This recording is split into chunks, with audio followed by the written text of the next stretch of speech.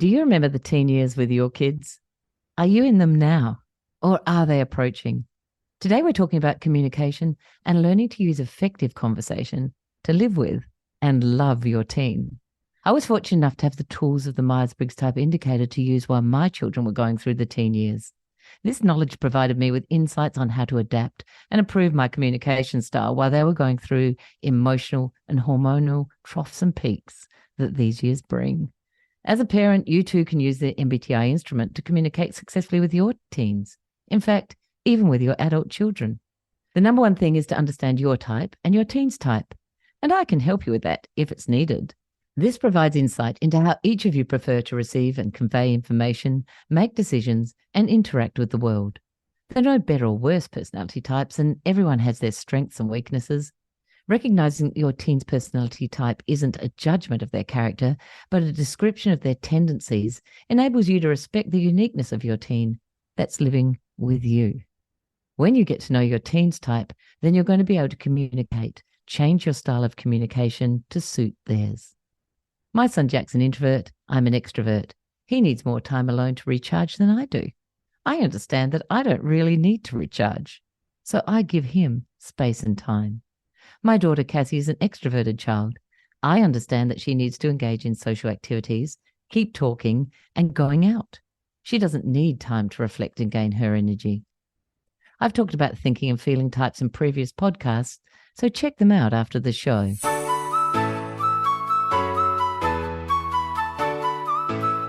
I'm Kate Mason, and welcome to Parenting and Personalities. This is the podcast that connects you with the ones that you care about the most.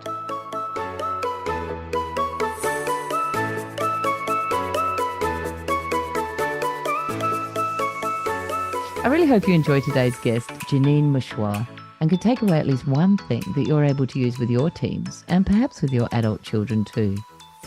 Jeanine Mouchawar is a life coach for parents of teenagers.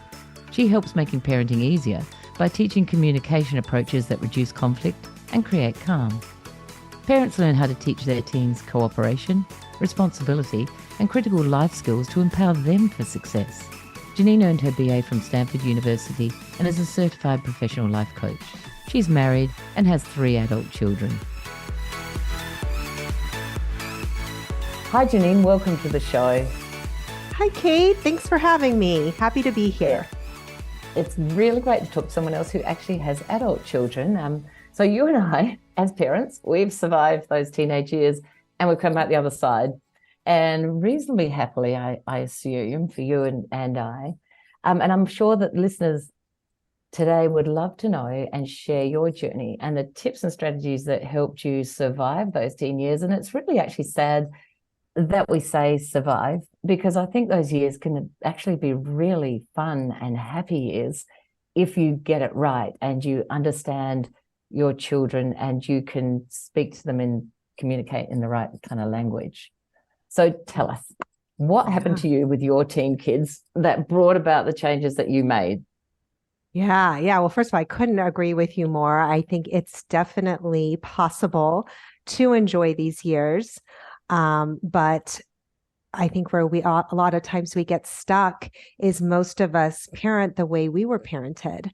And that approach doesn't work so effectively for all children all the time, especially in today's culture.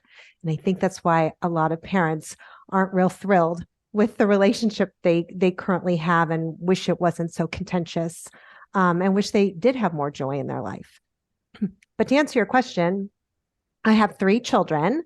They are now 26, 24, and 21, so a little older than the teen years. But, raising them went pretty well in the early years, and I did just parent pretty much the way I parented because it was all I knew, just like most people. And it worked pretty smoothly until we got to the teen years. And in the teen years, what I found was my approach, especially with my middle child, just wasn't working anymore. We were having a lot of conflict, a lot of arguments, battles, butting heads. He started engaging in some risky behavior, which really scared me and worried me. And as I was scared and worried, what I found myself doing, and again, this is in hindsight with the wisdom I have now. I was trying to control the situation and make him behave the way I wanted to, often through yelling and punishments and grounding. And what happened is it would just turn into more conflict, more battles, more yelling.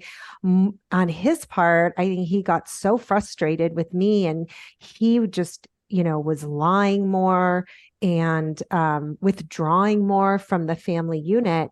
And really, my approach was creating the exact opposite impact of what I wanted. So when he was a senior, there was an event that happened that was unfortunate. He actually showed up high to school the very first day senior year and was in essence expelled. But the great thing was, I always think that everything happens for a reason. We ended up enrolling in a program that not only helped him gain some life skills and emotion skills that he was missing, but it also taught me a new way of approaching him and communicating with him that really resonated. And as we started learning these skills and tools, it just transformed our communication, our relationship. And I noticed all of a sudden his risky behavior of, smoking pot, that was mostly what was going on, started to decrease. And we started to connect again. And we started to find a way to communicate without so much turmoil and friction. And I was so blown away that this had happened, and a little bit resentful that I hadn't known any of this earlier. I thought, why was I learning calculus when I could have been learning this, which was so much more useful? But I thought, I want to just get this information into the hands of as many parents as possible. So I went looking for a modality to do that. And I stumbled into life coaching, which I had never heard of. And when I enrolled in a program and started my coaching certification, it became clear really fast that a lot of the coaching skills that I was taught and educated on were really aligned with what I had learned in the parenting program. So I ended up meshing all of that together. My, 26 years of parenting experience, my experience in going to this parenting program with my son, and coach training. And that's how I became a life coach for parents of teens. It's all the information I use to help people today. Wow. That's actually a wonderful story, though, for people listening and for myself, because that's exactly what happens, is that when we have fear of losing control and we don't know what to do, we don't know how to react to that, we don't know how to change our parenting. Nobody gives us lessons. That child gets born and there's no handbook that someone hands you and goes, hey, this is how it works. And if they do, it's outdated. But it is that need. We did grow up in a generation where you were told what to do. You weren't listened to necessarily either. And we also expect, when children are younger, they are much more malleable and they don't necessarily push back as hard as when they're teenagers and they're questioning everything and anything. Mm-hmm. And for people who are listening who might have children that are showing those risky behaviors and are doing things that they can't control, it gives you back that feeling of control. Even while I'm listening to you, I'm feeling like, oh my goodness, well, for those people, there is an answer. There is something that you can change here. I mean, I was fortunate that hasn't happened. My children are young adults too now, and that didn't happen to me during those teen years and that development. Mm-hmm. But for those friends of mine that did, they dealt with it exactly the same way that you were talking about, because none of us had the tools to sit down and go, let's change. Let's make a change. So I think this is really valuable information. And I think as parents, like you say, we parent as we were either taught or what feels natural to us. We don't we don't go to parenting school. Nobody says this is the stage of life. Let's go and see if we can change it. Let's go and see your child's going through a totally different, so really there should be a parenting school. There should be an academy of parenting that we could all go to and learn all of these different behaviors, different ways of changing things. Especially there's so few resources for parenting a teen. Like there's a lot out there for when they're little, but not a lot for parenting a teen. And so, I think it's just such a disservice, and hopefully, one step at a time, we can change that. Yes. But I think to your point too, well, just, if we parent intuitively or we parent the way we were parented, that tends to work in most situations when the kids are young. And so when we see it working, we get this, subconscious feedback like, oh, this is working and my child's smiling and we're connected and I'm getting hugs and kisses, by my approach of sharing my wisdom and sharing my knowledge, because they're so filled with curiosity when they were little.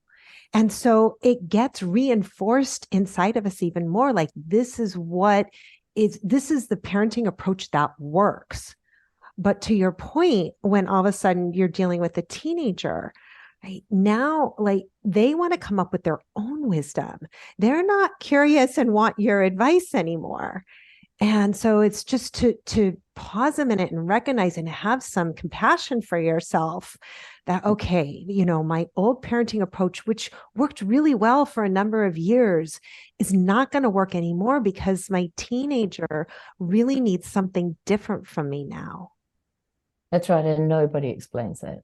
Nobody explains that, except for you and some other people out there. Because if we all knew that, we would honestly make the effort to change, because I do think that they really need parents more than ever at that stage. And we're not there for them because we don't know how to deal with it. So, to have that solidarity behind them going through their teen years, of someone who actually gets them and is mindful and making sure that we emotionally control ourselves before we talk to our teens. Now, I want you to know, when you go through this, when you start talking about the kind of behavioral therapy that you did and the takeaways, that even as adults, it's still really hard not to tell them what to do.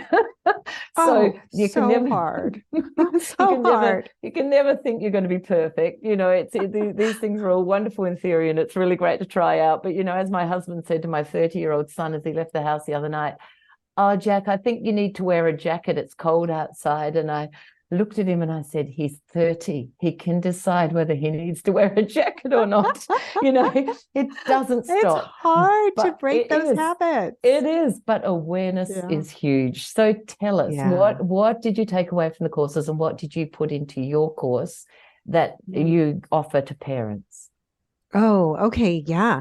Well, what I did is, I sort of took away some skills and approaches from the parenting program and combined it with some coaching skills and created a 5-step foundational process that I teach all of my clients. It's where we start. And would you like me to share those steps with you? I would love you to. That would be fabulous. Okay. Go for it. So step 1 is kind of right where you were just talking about, Kate, how, when we want to approach a conversation with our teenagers from a place of feeling grounded and calm. And when we see our teens do behavior that is worrisome, right? If they're vaping or drinking or having sex or disrespectful, or their grades are plummeting, or they're fighting with a sibling, any of those things, it's just perfectly natural that we as parents get flooded with, anger, frustration, disappointment, irritation, sadness, stress, anxiety, all those feelings. And when those feelings naturally flood our body, what happens is we can't resist the urge to talk to them right then and there, because our bodies want to get rid of those feelings. And we have this thought error. We think that by expressing what's going on inside of us, sharing our knowledge, maybe trying to make them do things a certain way or stop doing things, that it's going to get rid of those feelings inside of us. But if you take a second and think about it and think about the interaction with your teen when you do this, most of the time, those feelings don't go away because their behavior doesn't change.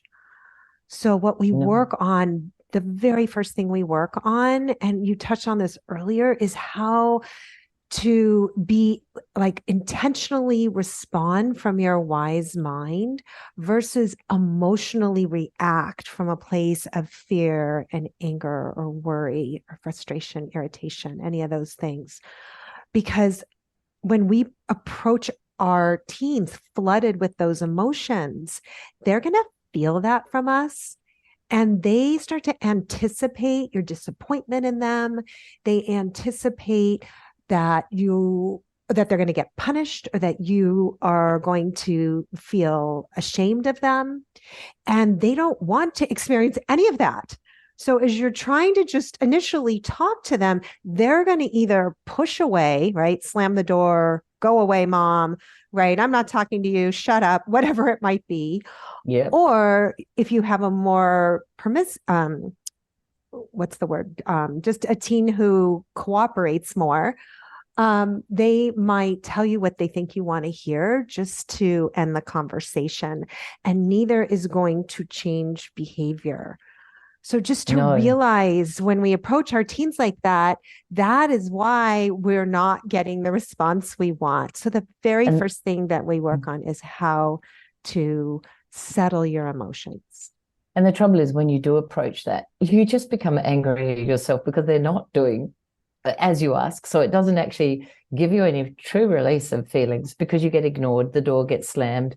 You follow, you almost follow because you really want to make your point. So you follow that slammed door and you follow and just increase. So it actually doesn't really bring any great relief to you, but it does take great self-control not to do this, because I know that even the other week, our son's living with us part-time type thing at the moment. And he gets up in the morning and the first thing, we didn't realize it, my husband and I, but the first thing that we said was, make sure you make the bed properly today, pull that blind up and put your washing in the wash basket. And he said to me the other week, Mum, do you know what? A simple, good morning, Jack. How are you going today? Would be really nice. And I didn't even think about it. I didn't think about it because he never reacted. There was no reaction from him, but he was right.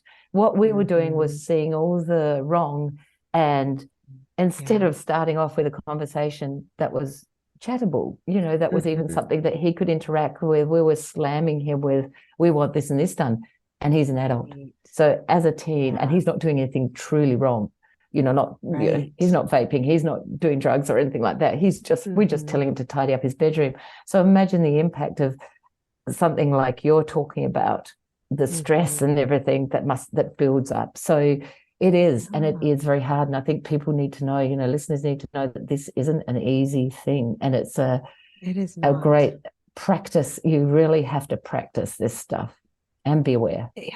It isn't easy. And, there are resources out there to help you. And you are not a bad parent for seeking out those resources, to help. Because I can share the simple concept with you of getting calm before you have a conversation. But you're right. It is not easy. It's definitely not easy to do. Yeah. So how do you get calm before? Yeah. Oh, well, different things work for different people. Yeah. Some of the strategies that I talk to with my clients, the first thing you can do is you can think about your five senses. Like what is calming when you pet your dog, or you're listening to certain music, or you're sipping your tea in the morning. Like think about your five senses and what you find calming when you connect with that. So those are 5 ideas right there. Also, get out in nature. Exercising is a great thing. Go for a walk, close your eyes, breathe in the fresh air, look at the trees, try to just do something that feels calming. I live by the ocean, so I'm really lucky. I can, go listen to the waves and put my feet in the sand. But you can do this. I'm in my office right now and I see a tree outside my window. That is just as effective. So, think about physical things you can do in terms of the exercising or taking a walk. Breath work is always so powerful. And that could be something as hand over your heart and closing your eyes and taking 3 really slow, deep, calming breaths. Like that can be really impactful. It can be, and it doesn't take long, does it? Yeah. Go on. Sorry. No, that's okay. I was just going to say, as when my clients coach with me for a longer time, we start going kind of deeper into that and connecting to the fact that it's really your thoughts that are creating all these emotions that are going on inside of you. So we start to come up with some soothing thoughts or mantras. So just to put, to give your listeners a few examples. Like one mantra can be like, this is just for today, not forever. Yep. Right? Because we love as parents to fast forward, right? If they're lying, they're always going to be a liar, right? If they get a D on a test in school, like they're going to fail every class from then on. We love to just fast forward and take what we see now and think, oh, it's always going to be this way, which really floods us with worry. So coming up with some sort of, mantra or thought that you can start, saying to yourself in your mind, like, this is just for today, not forever. Or another one I really love is like, they just haven't learned this skill yet. Yes. Right. So if they're being disrespectful, they just haven't learned the skill of how to manage their anger yet. Right. And hopefully they will one day. Yes. And we can help them with that. Right. But it opens up the possibility for you that it can change. It can be different. And that in and of itself is also calming. Very true. And mine always has been, tomorrow is another day. Like if my daughter contacts me, she says, oh, look, today was terrible. And all this. I say, hey, go to bed, get some sleep. Tomorrow's another day and you'll wake up and everything will be different. And it usually is. It usually is. I mean, sometimes it's not, but for me, it does give me that headspace and I can wait. You can put a hold on that whole thought system. But I do agree, we do catastrophize about our children and, oh my goodness, if they've got a D, they're never going to get a job. Like it's, how will they ever? So, so you're right, projecting forward and just living in the now and going, hey, this is today. This is what's happening today. And the thing about what you're talking about is, do you know what? If I have the skills, I can actually change what's going to happen tomorrow. I can change my reaction. I can change the things that I do because you're in charge of your changes. And your changes will change their reactions because you can't ask them to change theirs without that, can you? Right. That's such a good point, Kate. To recognize there are 2 of you here. You're in a relationship. It's you and your teen. And if you change something you do, it's inevitable that your teen is going to respond differently. Yep. And to recognize you have a lot of control and power over changing the dynamic that's currently going on just by you trying some new things, just trying this step alone, right? Try the next time you talk to your teenager, try to get calm before you start the conversation and then take notice of what changes in their response. It's fascinating to watch. It is. And the thing is to remember that you won't get it right every time. You'll mess up and you'll make mistakes. And that's okay. And that is okay. We are human. We are. And as long as you're getting something in along the way, it's all good. Now, the next one, like I'm not sure if I've got your list here, but when you've got stating your observation, is that the next one in your list or not? Yes, that is. Because I love that. And I think that's so hard. Yes, it can be hard, but once you understand the concept, you can access the information easily. So the idea in step 2 is just to notice the situation, observe what's going on and just state your observation simply and clearly, right? With no little add-on, little judgy comments or adjectives. No sarcasm. No sarcasm. That's such a good one, right? No criticism. Just simple and clearly. So that might be anything from, hey, I noticed a vape pen in your backpack. Or, hey, I noticed you got a D on the test. Or, looks like you are really angry at your sister right now. Right? Just stating your observation without any, like you said, sarcasm or additional commentary. That helps your teen to further engage in the conversation because they're not feeling criticized. Okay, so what reaction then, if they say yep, or they give a short answer, do you engage further? Or and how do you engage further? And you talk about the words that are really, really important in further engagement and questioning. So I might be getting ahead of myself here. So you just keep talking and I'll listen. Sure. No, step 3 that I teach is all about getting curious.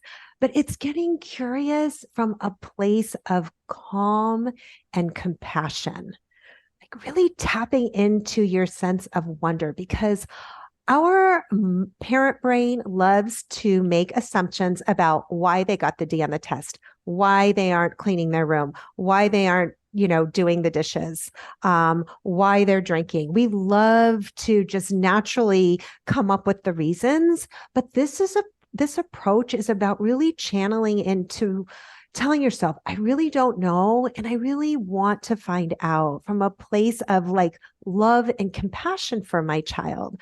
So step 3 is all about getting curious, because what we're trying to do is we're trying to get at the root cause of the behavior you're seeing that you don't like, right? So yes, every behavior starts with something that you're thinking causes a feeling inside of you, and then that causes the behavior.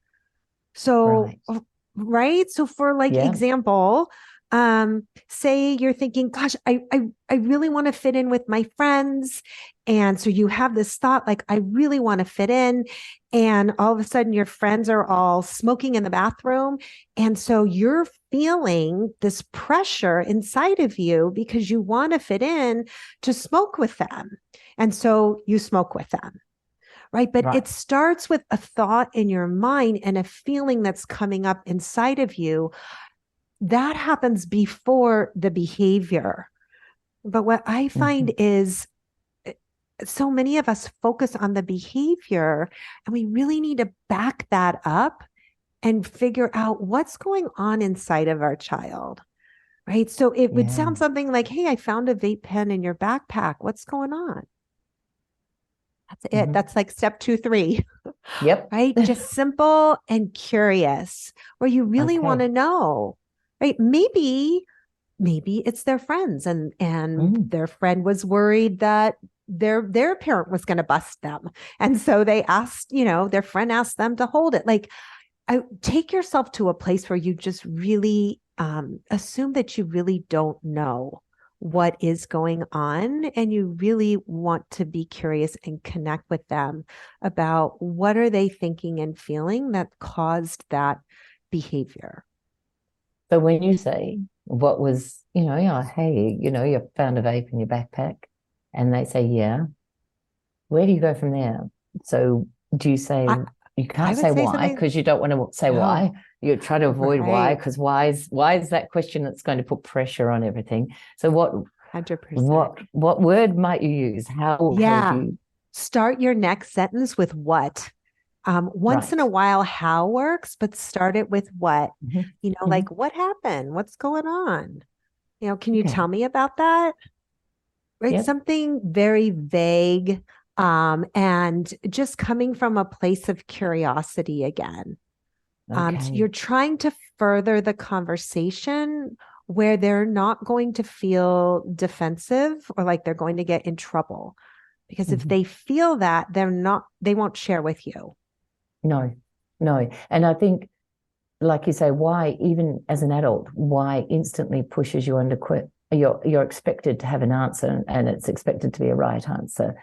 But It's like one you of the say, when you're first things saying, I yeah, teach, like take that word why out of your dialogue and yep, vocabulary immediately, because 99% of the time it puts the other person on the defense. yes. Why do you have a vape in your backpack? Why'd you fail that test? Why'd you hit your brother? Right? It's just yes, it immediately shuts the conversation down. it I does. know And I this do, because I did this. yes, yes. And so I kind of, when I look at personalities wise, I look at my daughter. I used to do it in a different way from you, in the sense of, she'd come home and she's a perceiving type of person. So she's quite cruisy and easygoing, and she doesn't really care as long as she passes stuff. And so knowing that about my child is really important, because when she comes home and says, guess what? I got 53% in my test today. And I would say, oh, okay. I didn't say why. And because I knew who she was, I just went in with, oh, okay. So tell me about it. And she said, well, she said, 2 other people got 53 and 2 got 50 and 1 got 49. And I said, okay, so how do you feel about that? She said, really good, because the 3 other people did worse than I did. Yeah. And she got the highest grade in the class. That's right. She got the highest. She got the highest just pass, type of thing. Yeah. So if I'd come in and said, why, my goodness, you should have got way higher than that, we would have had a massive argument.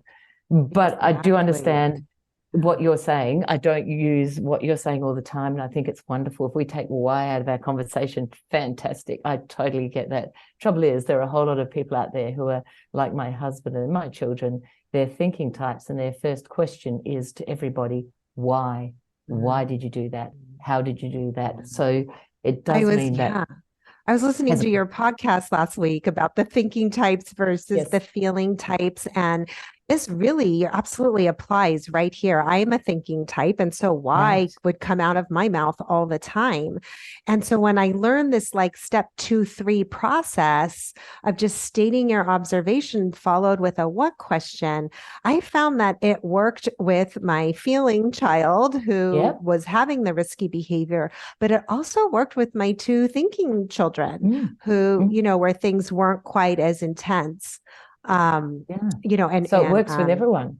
It does. It works for everybody, which is, it was really fascinating to listen to your podcast and be thinking like how that meshes into these 5 steps. Cause I think it all really is very cohesive and works together. It is. And I think the more we learn about every different thing, parenting and people are made up of so many different aspects.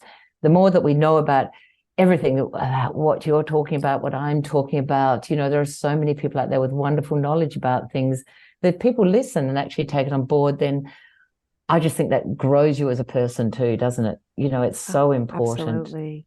It's so important. So how do you help parents set their appropriate boundaries then? Because, part of all of this and part of today's resilience with kids and in parenting is not giving in too much, you don't want to punish and you don't want to reward necessarily, but how do you, they've got a vape that's sitting there, they're smoking. What are you going to do about that? Yeah. Well, I start with clients with these 5 steps, and then the boundary setting kind of pivots off of that. But just to touch really quickly on steps 4 and 5, the 4 is validating their feelings. It's really important to understand we're talking about their feelings here, because I think most of us, the way we learned was to validate the situation. And I'm not saying that you should condone the smoking pot or whatever the behavior is. We don't want to condone or agree or be permissive, right, about the behavior. But what we want to do is we want to validate how they're feeling, so they feel like you understand them and like nothing is wrong with them. So validating their feeling is like, hey, it makes perfect sense that you would feel pressure to smoke given the fact all your friends were. Right. So you're not saying, oh, great, no problem. Glad you smoked, good for you. Like, we're not saying that. What we're doing is we're connecting with them over their feeling of pressure.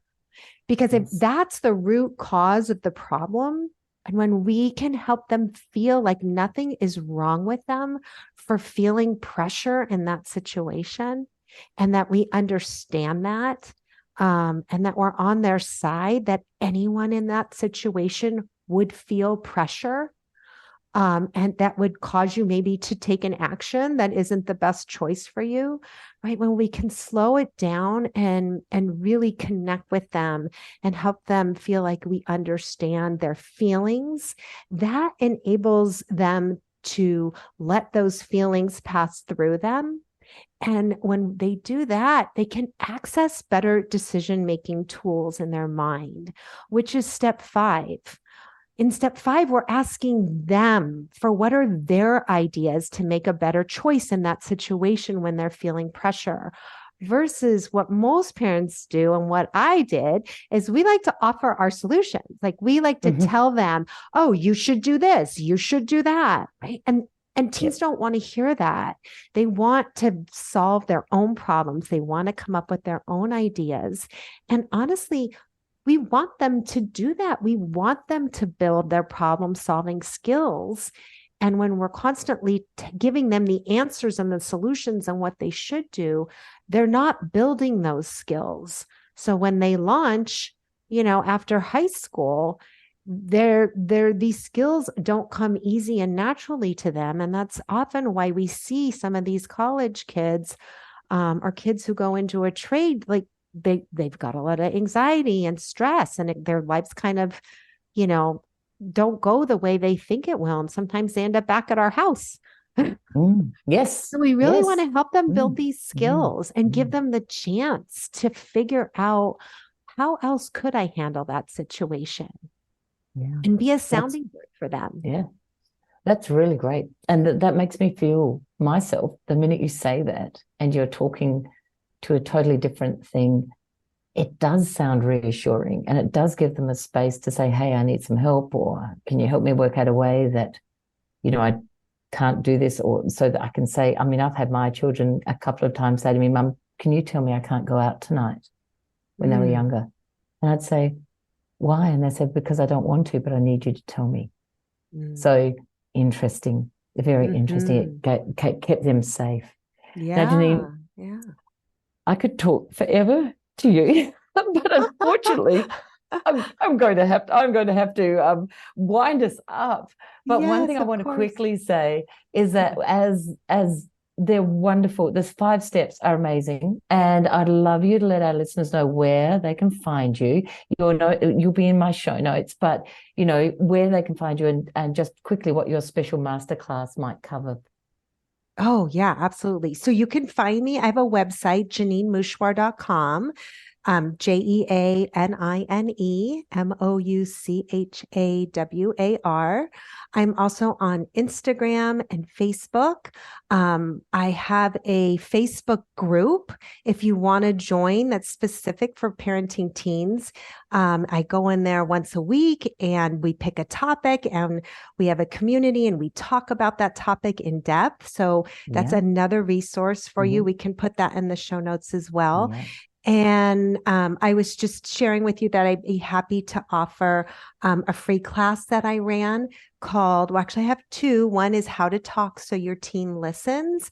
And that actually goes through the 5 steps we talked about today in more depth. So if you'd like to, explore that, go check out that class. And then there's another class called No More Battles with Your Teens. And I walk through I think it was 10 or I can't remember how many, but a dozen or so of the most common battles, why it's occurring, what we're doing, and what we should do instead. Like, what would be a different approach that would get us a better outcome that we're looking for. Oh, that's a great opportunity for the people listening, because, it's really good to know and understand all those things. Thank you so much for sharing your wisdom and your wonderful insights into relationships. And I could honestly talk to you for hours, because there is so much around this, and possibly we could talk again sometime. That'd be wonderful. Oh, I would And love that, Kate. Thank you for having me. I really it's appreciate it. it's an absolute pleasure. And you and I can continue this work with adult children because I'm sure there are a lot of people out there having problems with them as well. So, Honestly, I'm still continuing it today. Full transparency. I yep, practice my skills every day and I don't always get it right, but there's always tomorrow, as you said. that's right. There is. And we want them to be with us for the rest of our lives. So absolutely. Absolutely. Mhm. So take care and thank you very much again. Thank you. How can you change your conversation? How can you find out who you and your child are? Adult, teenager, or younger child? Talk to me and let's get started. My details are in the show notes. Thanks for listening to Parenting and Personalities. If you enjoyed this episode, I'd love it if you could leave a 5-star rating and a review that would help others learn about this podcast. If you're interested in discovering more about you and your family's personality types, you'll find my book, Who Is This Monster or Treasure in My House, on Booktopia or Amazon. If you have an episode idea, please send a note to thepersonalitycoach@gmail.com. Many thanks to our producers at Stories and Strategies, and we'll see you next time.